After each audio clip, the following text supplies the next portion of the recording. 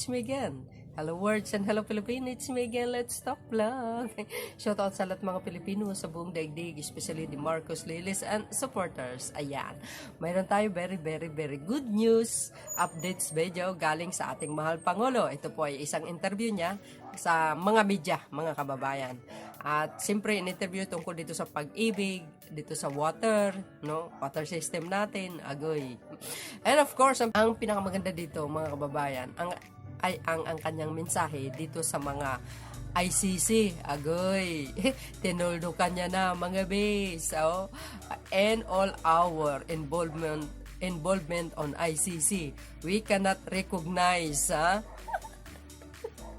the jurisdiction of ICC. Agoy, paktay tayo. Medyo mababasang sisiw itong mga dilawan dito guys sa mensahe ng Pangulo. Ibig sabihin, tinuldokan niya na.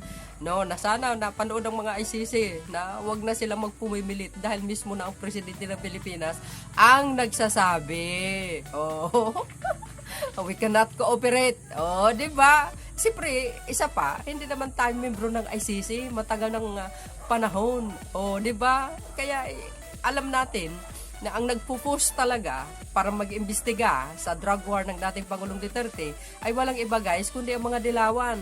Ay yung mga at saka yung ano guys ito si mga Liberal Party.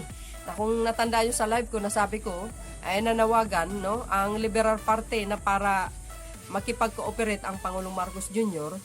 sa ICC para maimbestigahan yung dating drug war sa dating Pangulong Duterte. Ngunit hindi pumayag ang ating Pangulong Marcos Jr.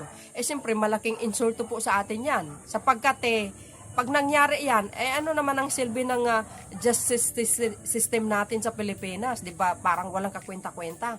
O 'di ba? Parang walang magaling na mga abogado, walang magaling na mga judge or ganun, 'di ba? Parang nakakahiya yung ganun. Siyempre, kaya ang Pangulo, alam niya yung ang kalakaran no dito sa ating justice system ay napaka-active, very aktibo. Mayroon nga tayong napawalang sala, mayroong napakulong. So ibig sabihin, aktibo ang justice system sa Pilipinas. So hindi natin kailangan ang mga taga-ibang bansa. Alam po natin, dilawan lang ang may pakana niyan. Oh, pero hindi sila nagtatagumpay. Ngayon, mga bes, iiyak na naman sila. Magdadada na naman yan sila sa social media. Magpo-post na naman sila kung ano-ano. Di ba? Di kayo naloka. Paano yan, mga dilaws? Kaya wag na magpumilit ang mga ICC. Wala silang karapatan dahil hindi naman tayo membro. Di ba? Itong mga to, kala mo kayang-kaya na nila. Iba noon sa panahon ng dilaw. Di ba? Iba ngayon. So, but anyway guys, para maniwala kayo sa mga sinasabi ko, panoorin nyo yung interview ng ating mahal na Pangulo tungkol dito, mga kababayan. Good luck na lang, mga Diliwes. But before that, guys, don't forget to like sa video at sa mga live natin. And hit the button bell para lagi kayo update sa aking mga new updates video. Diba? And, syempre hit the button bell, guys. Maraming salamat sa inyo, sa panonood nyo. Boy. Babus, panoorin nyo, guys. Ang ating mahal na Pangulo, Marcos Jr. Sir, may question si Alan Francisco ng PTV4. Hi sir, good afternoon. Good afternoon. Yeah. Sir, paano po titiyakin ng gobyerno yung sustainability ng Pag-ibig Fund, lalo na sa mga pabahay projects nito? Well, I think hindi na kailangan patunayan kasi sa 42 taon nakita naman natin na yung Pag-ibig Fund self-sustaining talaga, hindi lamang self-sustaining. Kung hindi, nakita naman natin ang laki-laki na ang dami ng membro, 2.6 million members, ang naging income nila is 44 billion, 42 billion ang dividendong naibigay nila. Kahit makikita na maganda talaga ang performance ng Pag-ibig Fund. Kaya sinasabi ko sa kanila, dapat ipalaman natin sa taong bayan na yung Pag-ibig Fund, ganito ang naging performance.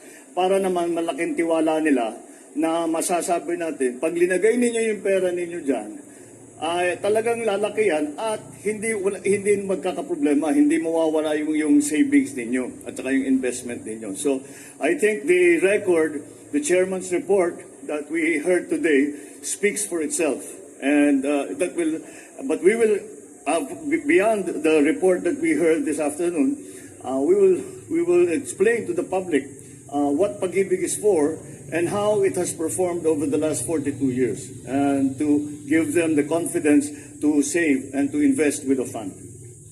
Thank you, sir. Thank you. Mr. President. Sir, si Mr. Ivan Marina of GMA7. Hello, Mr. President, sir. Yes. The senators are calling for government to have a comprehensive plan to address an impending water crisis, especially now that El Nino is underway. Yeah. What are your marching orders, sir, especially with the Department of Agriculture, since we are also expecting an impact on irrigation and might eventually impact on food supply? Well, Thank you. They may not have heard the fact that we have organized already the Office of Water Management, precisely to address this problem of, in fact, I was just recently, I spoke on precisely this subject, on what were the elements that we really have to get into place, because we have a serious problem. Never mind, kalimutan na muna natin, isang tabi muna natin yung El Nino. Kahit walang El Nino, may problema talaga tayo sa tubig. And I'm talking about fresh water supply, drinking water, irrigation water. Ito lahat ay kailangan natin talagang tignan. So what we have come up with we have an overall plan in that we are changing the way that we acquire the supply of water, and we are hoping to shift. No, we're not hoping. We're going to shift from the majority of water sources now, which is kumukuha tayo, laging balon ang kinukuhanan natin. We always dig wells. Whereas what we really should be doing is taking advantage of surface water. So that's one element. And secondly, yung mga infrastructure, mga flood control, mga irrigation, syempre, lahat yan talagang binigyan natin ng diin para mas maging maganda.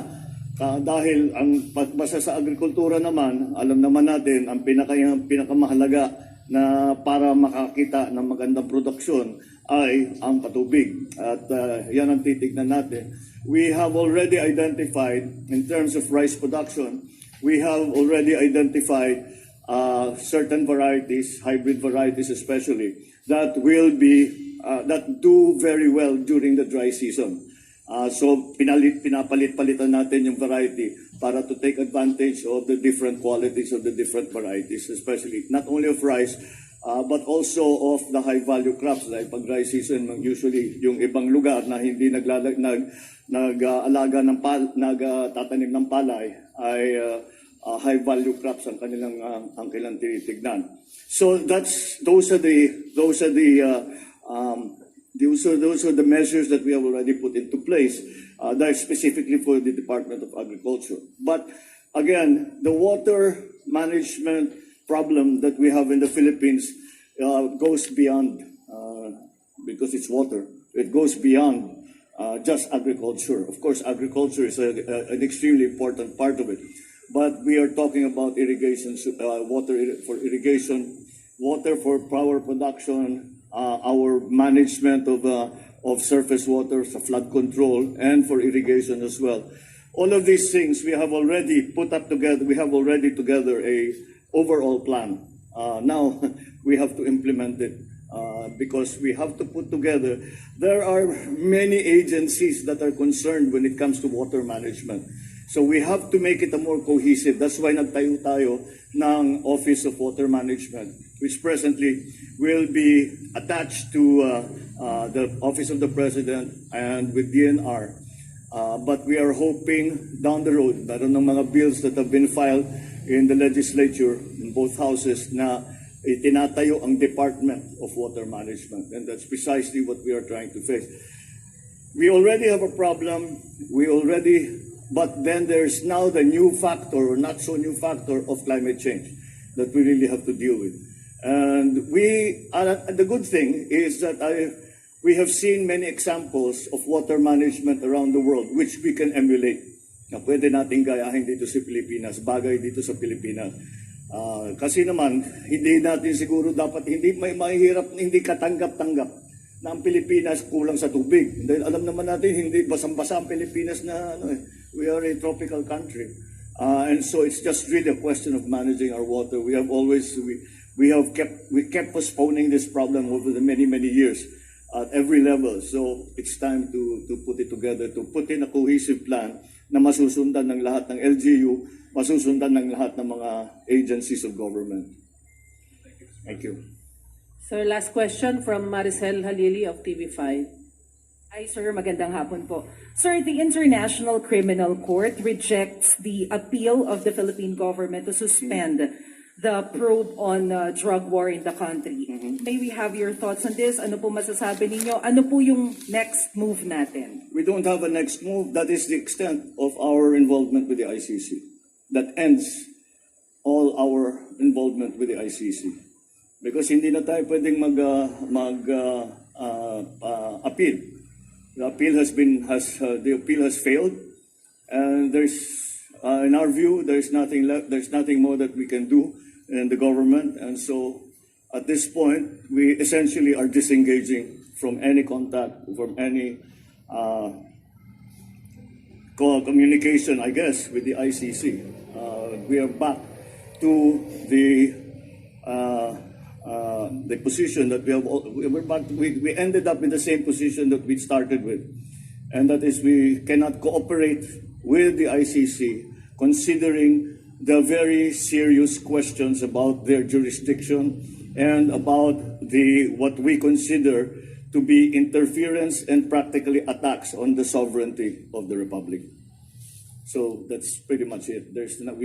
We have no longer any recourse when it comes to the ICC. We have not been involved with the actual action. Merely as a comment, we would comment, and the appeal is part of a comment. But we have not appeared as a party in the ICC because we do not recognize the jurisdiction of the ICC. And so that is, again, we, as I said, we have ended up now at the end where we really started. Thank you, Mr. President. All right. Thank you. Thank you. Malacan ng press corps.